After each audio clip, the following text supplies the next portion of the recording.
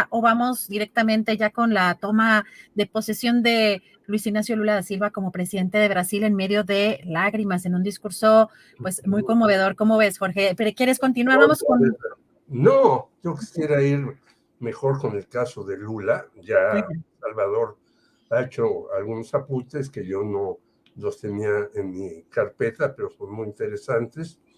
Y a lo mejor sí es un contrapeso, pero justamente el poder ejecutivo pues tiene que negociar con muchos, no solamente decir esto va y lo aceptan o no lo aceptan. Yo creo que lo de Lula es algo maravilloso, casi incomparable en la historia de Latinoamérica, porque no hay que olvidar que en los últimos días todavía había un proceso para darle un golpe de Estado. Ya se había ido Bolsonaro, porque también está metido en problemas muy complicados este individuo de verdad que es detestable. Ya se había ido de Brasil, pero todavía seguía su equipo, que es un equipo muy grande y muy importante, haciendo de las suyas ahí, y hasta querían dar un golpe de Estado. Qué bueno que esto no se hizo, porque tampoco hay que olvidar que este señor Bolsonaro ha metido a una buena cantidad de militares en puestos importantes de Brasil, que tiene que ir deshaciéndose de ellos el señor Luis Ignacio Lula da Silva.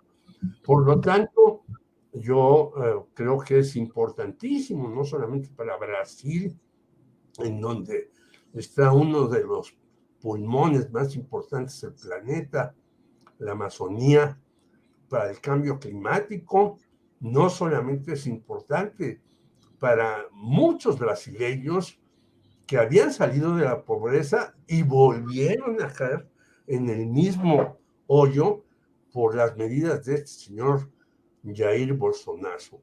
No es solamente importante, hasta diría yo, para el fútbol, porque fíjate que este señor Bolsonaro, aparte de los militares, hizo senadores a una bola de futbolistas.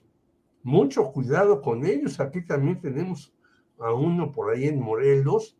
Y este tipo de personajes que estaban con Bolsonaro, pues eran de la selección nacional o fueron de la selección nacional de Brasil y por eso jalaba tantos votos. Es por ello que el señor Lula da Silva ganó con una cantidad pequeña de votos y tuvo que hacer alianza incluso con grupos de la derecha para poder tener un cuerpo que le posibilite hacer nuevamente las reformas. Y eso nos da también una lección a México. Un gobierno, el que sea, no puede llegar y transformar todo en un país. Se necesita un proceso pues un tanto largo o un mucho largo, no lo sé, porque no lo hemos visto, pero un gobierno no puede resolver todos los problemas, aunque diga que, bueno, está haciendo esto, aquello y lo demás, y lo sabemos, sino se necesita consolidar.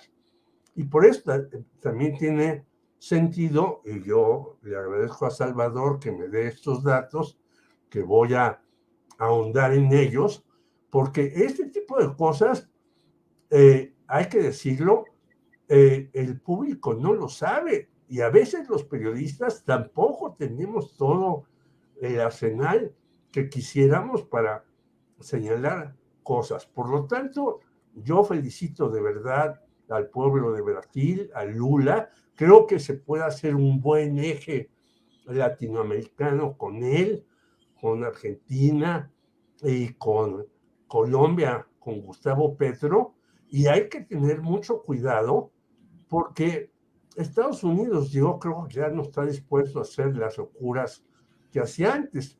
Ahora ya nadie habla de Estados Unidos, todo el mundo dice, es que Putin y que es un canalla y demás.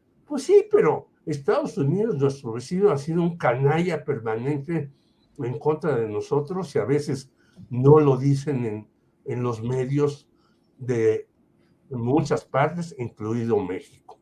Yo creo que hay que apoyar a Lula, yo creo que hay que hacer un eje y yo creo que hay que dar una serie de satisfacciones a los de abajo, que es lo que necesita y quiere hacer Lula, y que también lloró, y como, aunque sea hombre, es correcto que si uno se siente tocado por alguna cuestión, pueda soltar las lágrimas, no de cocodrilo, sino las lágrimas, porque puede tener oportunidad de hacer cambios de fondo en el Brasil, como los hizo Lula, sacó de la miseria a millones, pero luego volvieron a caer por votar por este tipo de personajes que se presentan con una piel de oveja y resultan unos cocodrilos que se comen todo. Gracias, Jorge.